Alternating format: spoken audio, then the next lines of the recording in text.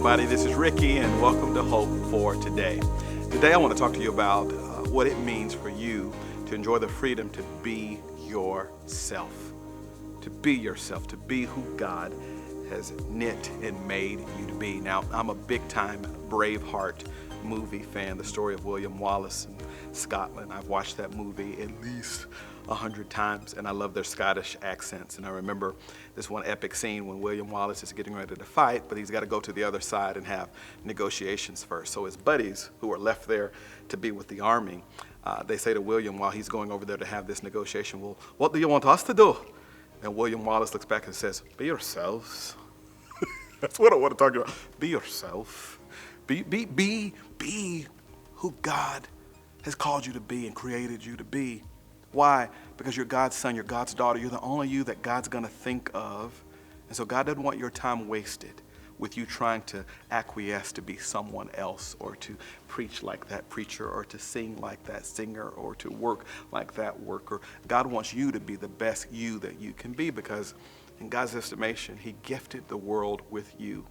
There's never been anyone like you. There's not ever going to be anyone else like you. So much so that in Psalm 139, David here is celebrating a God who in Psalm 139 says that we, verse 14, I praise you, for I am fearfully and wonderfully made. Before that, he says, you formed my inward parts. You knitted me together in my mother's womb. He is celebrating a God who loves us so much that we're the only person like us that he has made. We are fearfully and wonderfully made, gifted with such a bounty of uniqueness that it would be a crime for us not to show up in the world to be the person that God has made us to be. So be yourself. Get off the chains and the shackles and the pressure of trying to show up like someone else shows up, and figure out how God wants you to show up, unique to the way he has made you. There's 7.6 billion people in the world today. Scientists postulate that in the history of the world, which is a whole nother discussion, but in the history of the world, there have been a total of 107 billion people who have lived in history. 107 billion people. Yet science has proven that not one of those persons has the same DNA as another person. Think about that. 107 billion people, and God made every last single one of them unique. Not one of them shares DNA with another person. In fact, we are so unique that all of us have our own signature imprint called a fingerprint. Out of 107 billion people, you're the only person that has that fingerprint that you have. What's the lesson? You have been fearfully and wonderfully made. So you may as well be that fearful and wonderful person God's made you to be, because God's not going to make another one like you. He broke the mold when he made you. Be yourselves. Be yourselves. I moved to Memphis, Tennessee back in 2008 as a young preacher with a dynamic church, Fellowship Memphis, and I was pastored by my mentor, Brian Loritz, who is literally recognized as one of the greatest communicators and gospel preachers in the country.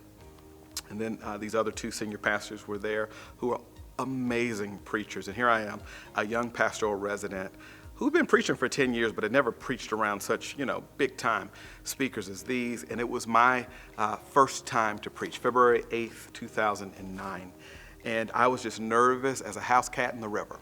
Okay, now I've been preaching for 10 years, but I hadn't preached around guys like this, right? So I was really nervous about it. And it's been weeks and weeks preparing, and was just scared to death because I was just afraid that I wasn't going to be as good as they were, wasn't going to be as strong as they were.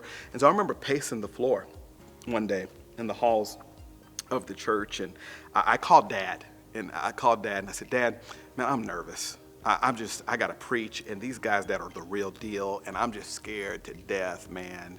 And my dad, in his own way, started asking me a few questions. He says, oh, okay, you're scared. I get that. I've been nervous too, son. That's okay. But let me ask you a few questions. I said, sure, Dad, go ahead. He says, have you been studying? I said, oh, yeah, Dad, I've been studying. The message is done. He said, oh, you've been praying? I said, yeah, Dad, I've been praying. Yeah, of course. He says, have you been working on the message? You've been practicing preaching the message? I said, yeah, Dad, 1,000 times. He says, oh, okay. Well, son, let me ask you this. Didn't they come out to Oakland to interview you for that job? I said, yes, sir. He said, son, didn't they give you a salary when you started this job? I said, yes, sir.